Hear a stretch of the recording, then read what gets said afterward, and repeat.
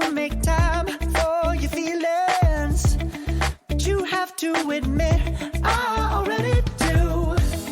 Let's just break it down to you and me uptown, dancing all around till the disco ball pops. But I have to be me, and everyone can see your anger is misplaced, and I'm gonna tell ya, don't hate me 'cause I get attention. Don't turn me into what I'm not. I have to be me 24/7, and I ain't never gonna stop. No, no, no, no. No, no, no, no. Oh, no, no, no. No, oh, oh, oh. And I ain't never gonna stop. Come on. Listen to me. I've tried so many times to tell you this is. Okay, so today's session is going to be blocks.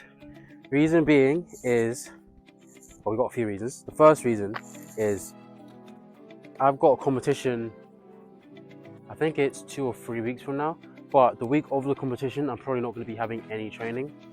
So I need to make sure that my blocks are solid before I basically go in dry, not with anything, just hoping that we still have what we have right now by that point. The second reason is, as you guys remember, 2 weeks ago, my blocks setup changed. The setup didn't really change, it was just my hip position that changed. And it feels weird to push into the blocks. When I push into the blocks, I feel more like my foot's in the blocks instead of it being powerful. And I want to fix that. And there's 2 ways I've concluded would be able to fix that. One or both will work. The first way is just familiarity, which means this week and next week will be blocks. And the other way is the block pedal height. There's a chance that for the start that I have is a bit too low. Well, for the new start I have now, it's a bit too low, which is resulting in me not being able to produce power. Originally, my hips were a bit more back, so my foot was just leaning on the pedals already. So when I applied a tiny amount of force, I would already be pushing really hard into the blocks. But now that my hips are in front, no, not my hips, sorry, my center of mass is in front of my hips, it's a bit different, and I'm gonna need to be in a more powerful position to do that, to get the same amount of power that I was getting before, but with this position, because originally my blocks were quite vertical, and I think that caused me to have to spend more time on the pedals, resulting in me not being able to have stiff ankles on my first step's fine, but the second step especially, because I know my ankles are very stiff. I have good ankle stiffness, but I'm not able to apply force into the track that would befit someone with stiff ankles, because my foot lands rather low with my heels low down, resulting in me not having stiff ankles, which probably means I'm running maybe about like a 1/10 slower than I need to be, which is crazy, because if I could fix that, that would be a PB.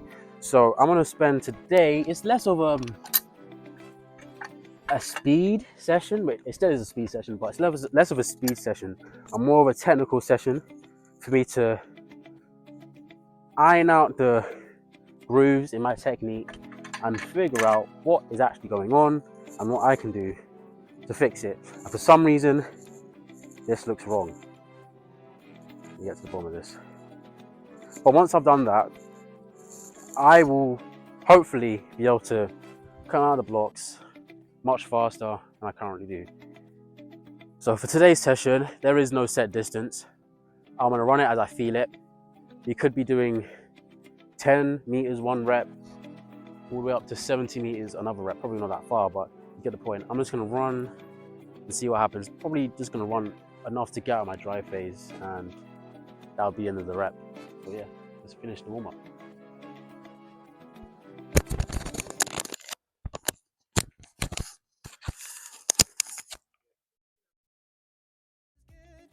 As I can be. Why isn't it enough to be faithful and also be the hit of the party? Let's just break it down to you and me uptown, dancing all around till the disco ball pops. But I have to be me, and everyone can see your anger is misplaced, and I'm gonna tell you. Don't hate me 'cause I get attention.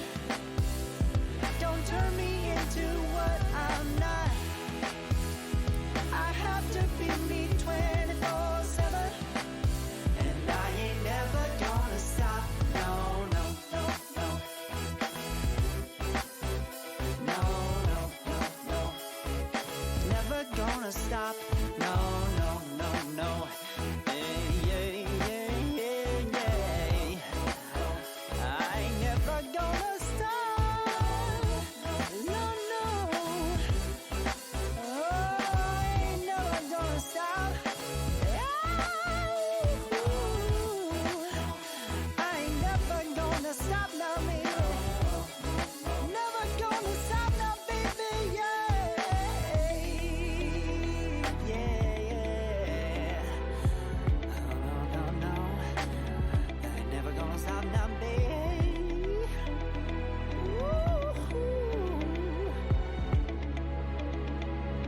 Never gonna stop now, baby.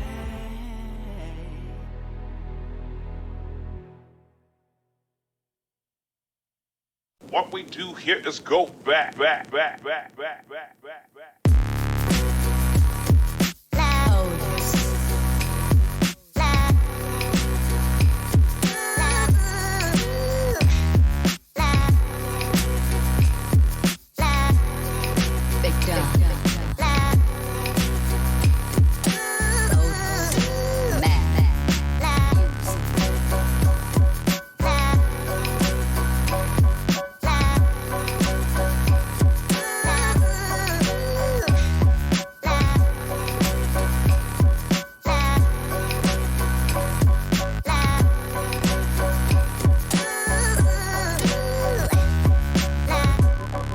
Okay, so I still haven't started running. I'm still playing with the blocks. I'm gonna make my first adjustment, which is putting this one block back, which is where it's supposed to be 2-step, 3-step, and see how that feels on me.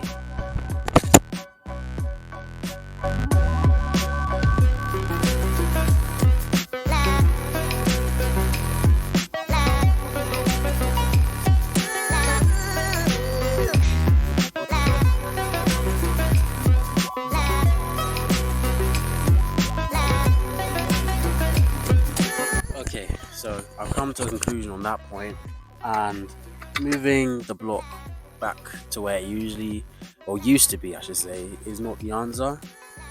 I think the issue is my hip height is a bit lower than it should be. I think it can go up a bit. And that's affecting the angle of my back leg.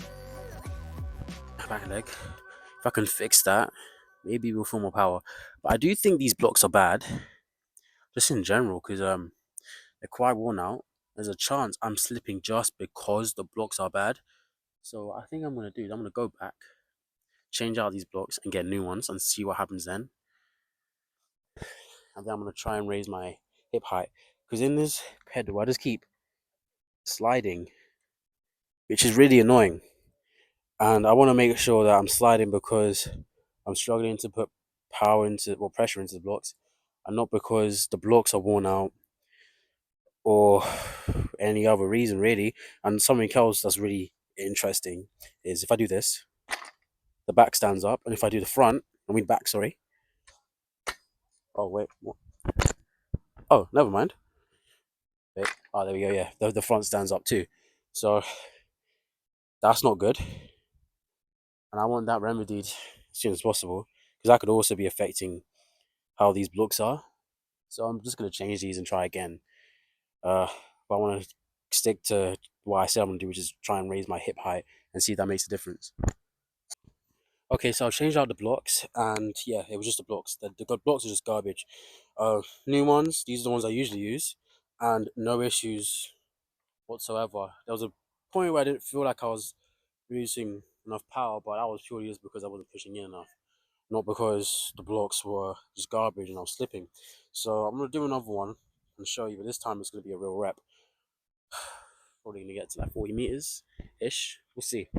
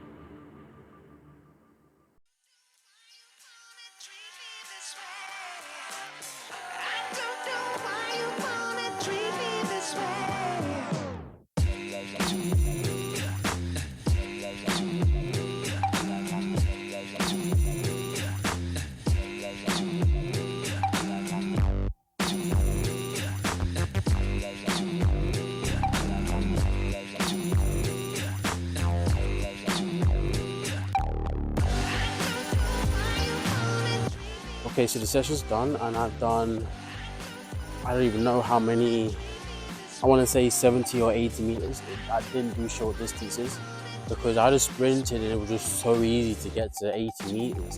I just kept going.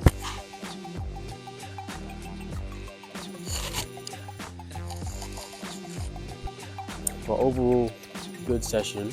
I got the start down. I haven't looked at some of the final block starts, but they weren't the best. But for those, the focus wasn't on the block starts anyway. It was more on how I'm running upright, which on the last few reps just got better and better, then more better. So I have no issues there. Then focusing on trying to pop my hips. Well, originally I was trying to make sure I was landing properly. Then coach said to speed it up because too much air time. So I reduced the air time and I stayed relaxed. And when I did that, it reminded me of how it felt when I ran that 11:22, what was it, 2 weeks ago? And then my coach told me to pop my hips, and I was like, I haven't been popping my hips this entire time, and let me just do it, it's not hard. And I did that because he was saying that if I can figure out how to pop my hips, that's when I'm gonna start to just reduce the times, because I should already be running sub 11, and I did it, but he's saying I'm still a bit tense. Because when I pop my hips, I kind of, imagine it's my hips, I rotate them instead of going up and down, if you can kind of understand that. So if I can make them go up and down instead of side to side, sort of side and up, then I'll be able to do it well. But it's more of just greasing the groove, getting used to it kind of thing. I can't force myself to put my hips better than I already do. I just have to do it until I'm better than what I am right now. As my body adjusts to popping my hips, I'll just get better and better and better. But one thing I want to talk about is on that last rep, I actually understand what Shane Thompson meant when he was talking about his 977 race against Obliqueville, where he ran up to 100, when we ran to 60 meters, and he was saying he tried to shut it down and he couldn't. I'm not trying to say I'm anything like Shane. No, not a chance. The only similarities we both have is that we're both Jamaican. But when I was popping my hips in that last rep, I think I understand what he meant. Maybe for him, it was more exaggerated than it was for me. But for me, and for the last 20 meters, I think it was, because I ran 90 meters all out, sort of, and then I shut it down. I could feel it, where I had two options here. I could either completely shut it down, which I decided not to do, or I could just keep popping my hips and just keep going on the track. I'm slowing down, but it's a natural rate of slowing down. I'm not just halting it and dropping off instantly. When I did that, I felt that whilst popping my hips, I was able to cruise at about 80-85% without even trying. So I can understand how for Kashane it was the same thing. I wish I had a camera at the end on the side to see what I meant, because I'm sure you would have seen my stride length shorten, my stride rate kind of decrease, and I was just relaxed. I wasn't really extended as much, but I was still really moving down the track. And it would have been a bit interesting to actually be able to see that in a run, which I'm a bit disappointed I didn't do, but things happen for a reason. But overall, we're just going to keep working on popping my hips. I'm really happy with the session.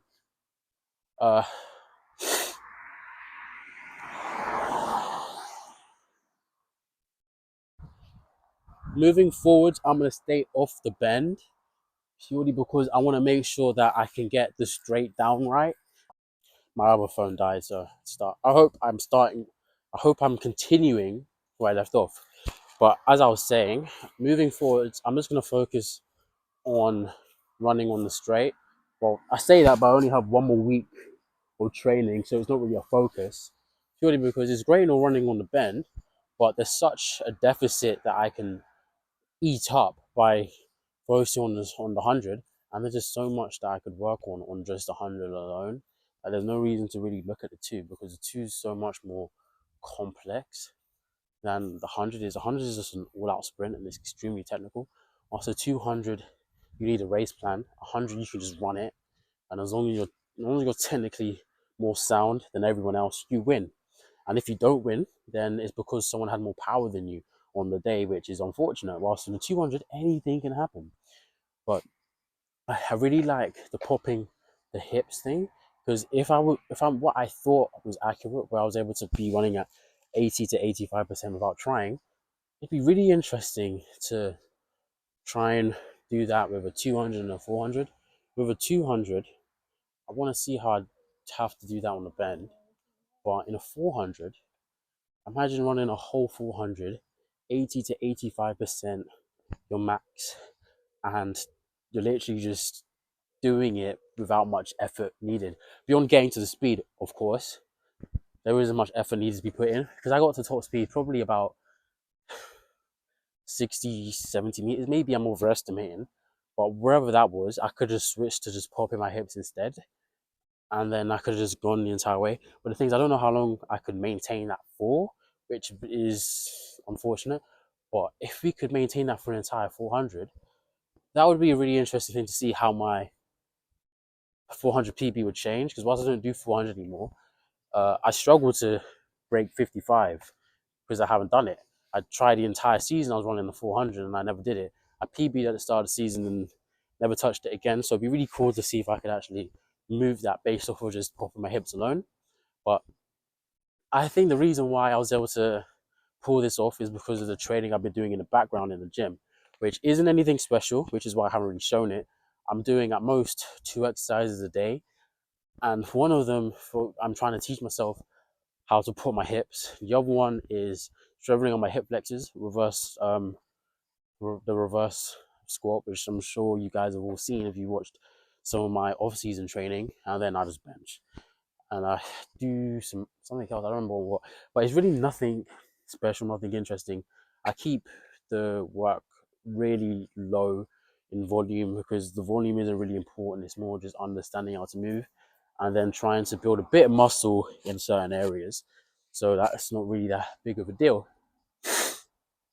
But I'm probably gonna have to change my gym training plan for the third time, because originally I was doing sets of 5, and I moved some stuff up to, actually I think I moved everything up to 8, and I removed some exercises and I increased the sets.